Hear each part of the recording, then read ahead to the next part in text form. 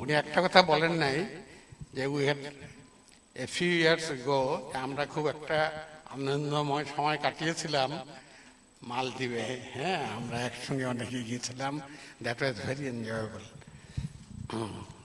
আচ্ছা, এখন আসল প্রসঙ্গে আসি। যখন ডক্টর তাসফিন গিয়ে আমাকে এই সেমিনারটা অর্গানাইজ করার কথা বলল, আমি দুটো কারণে খুব ইন্টারেস্টেড হলাম। একটা হলো যে এটা একটা ফাউন্ডেশন, ওনারা করেছেন ওনাদের বাবা মার নামে। এই যে বাবা মাকে স্মরণ করা, এই জিনিসটা কিন্তু আমি মনে করি যে আমার সমাজ থেকে আস্তে আস্তে কমে যাচ্ছে। অনেকের সামর্থ্য থাকে না, যাদের সামর্থ্য থাকে তাদের মানসিকতা থাকে না। তা আমি সেজন্য বেশি ইন্টারেস্টেড হলাম যে ওনারা এই ফাউন্ডেশনের নাম দিয়ে ওনার মা বাবাকে জীবিত রেখেছেন এবং তারা কি কাজ করছেন সেই কাজের পরিধিটা একটু দেখে আসি। আর দুই নম্বর ইন্টারেস্টেড হলাম যে তাসনিম যে কাজগুলো করছে সেগুলো মোস্টলি মলিকুলার লেভেলে, particularly for the detection and prevention as well as cure of cancer.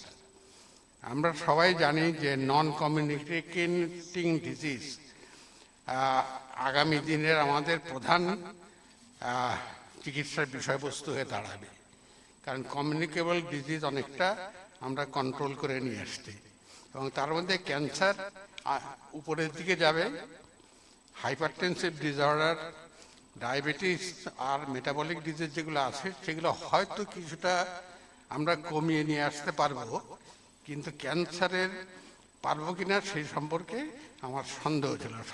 এই কারণে যে ক্যান্সারে প্রথমে আমাদের অ্যাটেম্প ছিল যে লোকজন ক্যান্সার নিয়ে আসলে সেই ক্যান্সারটা কিভাবে ভালোভাবে চিকিৎসা করা যায়।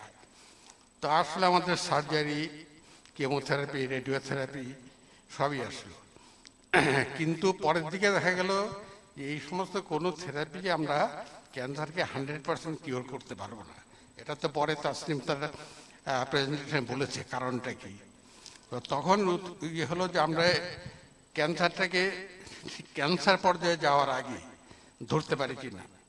তো তখন আর আসলে স্ক্রিনিংয়ের ব্যাপার, প্রি ক্যান্সারাস কন্ডিশন অথবা যে সমস্ত কন্ডিশন ক্যান্সারকে প্রিডিসপোজ করে সেগুলো যদি আমরা ডিটেক্ট করতে পারি তাহলে হয়তো এটা ক্যান্সারে প্রোগ্রেস করবে না। এবং এটা আমরা জানি যে ব্রেস্ট ক্যান্সার আর সার্ভাইকাল ক্যান্সারে এটা অত্যন্ত সফল প্রোগ্রাম। তার কারণ আছে স্ক্রিনিং, অ্যাক্সেসিবিলিটি আছে, frequency of disease and so on. তো এটাও হচ্ছে, কিন্তু এখানেও দেখা যাচ্ছে যে হয়তো আমরা ধরতে পারবো কিছু পেশেন্ট ক্যান্সার হওয়ার আগে, কিন্তু তবুও পুরোপুরি প্রিভেন্ট করা যাবে না। তো একমাত্র প্রিভেন্ট করতে গেলে আমাদের যেতে হবে ক্যান্সারের অরিজিনে, এবং সেই অরিজিনটা উনি মোটামুটি আমাদেরকে ধারণা দিয়েছেন যে মলিকুলার লেভেলে আমাদের কাজ করতে হবে। যদি মলিকুলার লেভেলে আমরা এই কি বলবো এগুলো এরেন্ট সেলগুলোকে, ডিসঅর্ডারলি গ্রোয়িং সেলগুলোকে ডিটেক্ট করতে পারি, ট্রিট করতে পারি, তাহলে একমাত্র ক্যান্সারের পুরোপুরি নিরাময় সম্ভব। তো এই মলিকুলার লেভেলে আজকাল অনেক রিসার্চ চলছে, কিন্তু রিসার্চের ব্যাপকতা আর আমি বলবো কিছুটা হ্যাপাজার্ডও আমাদের কমন লোকের পক্ষে বোঝা খুব শক্ত।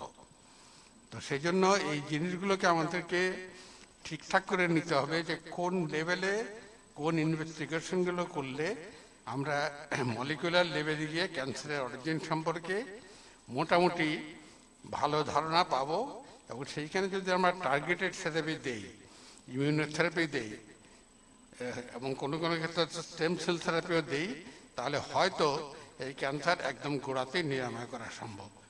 তা আমি তো ক্যান্সার স্পেশালিস্টও না, মোটামুটি একসময় ক্যান্সার চিকিৎসা করতেও তো আমাকে বাধ্য হয়ে, কারণ আর কোনো চিকিৎসক বেসিক্যালি পুরোপুরি ক্যান্সার চিকিৎসা করতেন না, আমাদের সব কিছুই করতে হতো, মাস্টার ছিলাম আমরা সব কিছুরই।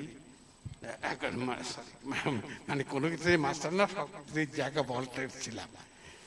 তো যেটুকু ধারণা আমার, আমরা মনে হয় যে ক্যান্সারের অ্যাপ্রোচে যে অ্যাপ্রোচ আমরা নিয়েছি, এটা রাইট অ্যাপ্রোচ। আমাদের বেসিকে যেতে হবে, ক্যান্সারের অরিজিনে যেতে হবে। ক্যান্সার ট্রিটমেন্ট করে হয়তো আমরা ক্যান্সার পুরোপুরি ইলিমিনেট করতে পারবো না। তো সেই জন্য আমি অত্যন্ত খুশি হলাম যে এই ধরনের কাজের অথবা চিকিৎসা অথবা ইনভেস্টিগেশনের সুযোগ সুবিধা আমাদের দেশে কিন্তু আগে খুব একটা ছিল না। এই যে ওরা বাইরে থেকে ট্রেনিং নিয়ে আসছে, পড়াশোনা করে এসছে, কাজ করে এসছে, তো এইখানে সেই জিনিসটাকে রেপ্লিকেট করতে চাচ্ছে অথবা করছে, সেটা অত্যন্ত একটা খুশির কথা এবং আমার মনে হয় খুবই আশাব্যঞ্জক। তা আমরা মনে করি যে আমরা চিকিৎসক যারা আছি, clinician, at the other end of the treatment of the disease, যদি ওদেরকে পুরোপুরি সাপোর্ট দেই, সাহায্য করি, সহযোগিতা করি, ওরা যেটুকু সুযোগ সুবিধা তৈরি করেছে সেটা যদি আমরা সুযোগ নিই, তাহলে হয়তো পারস্পরিক সহযোগিতায় আমরা এই ক্যান্সার রোগের চিকিৎসায় আরও এগিয়ে যেতে পারব। তো তাসনিমকে ধন্যবাদ এবং পুরো ফ্যামিলিকে ধন্যবাদ যে তারা এই ধরনের একটা কাজে অগ্রণী হয়েছেন এবং তাদের বাবা মার নামে ফাউন্ডেশন এগিয়ে নিয়ে যাবেন, এই আমার ধারণা। তো সবাইকে অনেক ধন্যবাদ আমাকে এখানে আমন্ত্রণ জানানোর জন্য, আর আমার কলিগ যারা আছেন সবাইকে ডাকার জন্য। সবাই এসে মোটামুটি আমরা যদি একটা ভালো ধারণা পাই ক্যান্সারের অরিজিন সম্পর্কে এবং কোন দিকে আমরা রিসার্চ করব, কোন দিকে এগিয়ে যাব, কীভাবে কে কার সঙ্গে সহযোগিতা করব, এই জিনিসগুলো যদি আমরা ভালোভাবে করি, তাহলে এ দেশে অবশ্যই আমাদের ক্যান্সার চিকিৎসার উন্নতি হবে। তো সবাইকে অনেক ধন্যবাদ। আমি ওর বেশি বক্তৃতা দীর্ঘায়িত করবো না, দুটো কারণ, একটা হলো সময় নেই, আর একটা হলো এমনিও আজকে কথা বলতে একটু অসুবিধা হয় লম্বা বলতে। তো সবাইকে আবার ধন্যবাদ জানিয়ে শেষ করছি।